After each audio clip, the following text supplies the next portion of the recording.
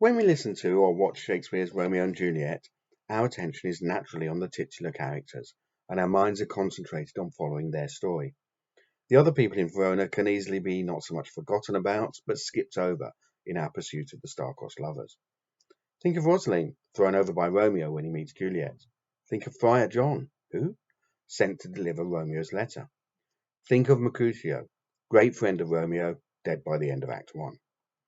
Luckily, writer Danielle Pearson took note of this character, and using the first few lines of his one major speech for inspiration, has created Queen Mab, a one-act play which has had its world premiere as the first show in Irish Theatre's summer festival at St Paul's Church, Covent Garden.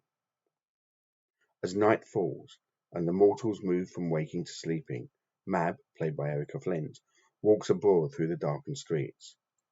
As she goes, she dispenses dreams and nightmares to the sleeping mortals. Mab has been doing this for years, well, decades, well, if I'm honest, centuries, and is by now pretty much bored with the human race. Tonight, though, she stops at a particular house in a suburban street.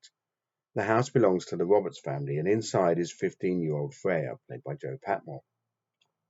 Freya is asleep and dreaming of the love of her life.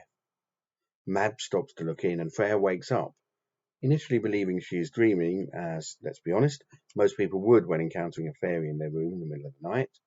Freya eventually comes to realize that Mab is real, and the two begin a friendship that takes them through emotional triumphs and anxieties as the world goes from normality to lockdown and then living with a global pandemic.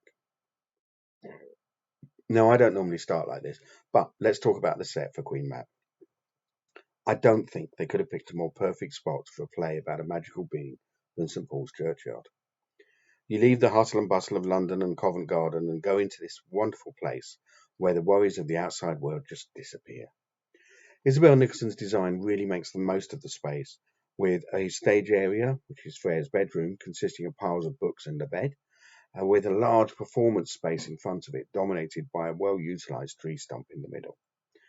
Now, this gives great views for the audience no matter where they're sitting.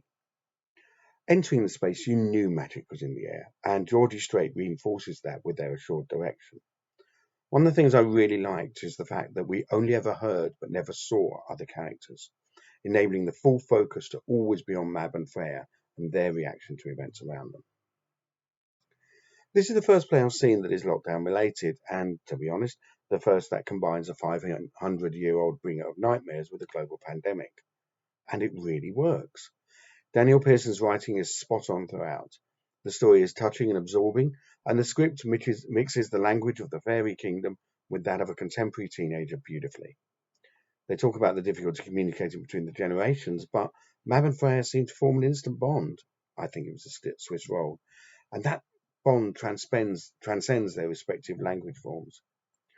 The story itself is a lovely mixture of the shallow and the deep, as teenage angst meets centuries of world weariness. Erica Flint and Joe Patmore completely inhabit their roles as Mab and Freya, respectively. Not only talented actors, but musicians and singers as well. The two of them have a genuine rapport as they take their characters' relationship from a tentative start to a real friendship, and they both really look the part. Flint has mastered the art of fairy movements as Mab, sinuous and ephemeral with more than a touch of otherworldness about it. Patmore ably demonstrates all the problems of youth and is utterly convincing as a love-struck teen dealing with family issues at a time when the world is going to hell in a handcart.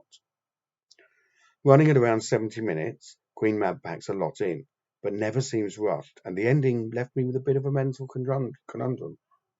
Was Mab real, or just the product of a teenage girl's overactive imagination? Actually, ignore that. It doesn't matter. Whether real or imagined, this tale of star-linked friendship is a truly lovely way to spend a summer's evening. I gave Queen Mab 5 stars out of 5 on London Theatre 1, and there's a link down below to have a look at the review. Thank you very much. If you like this, please do link and subscribe.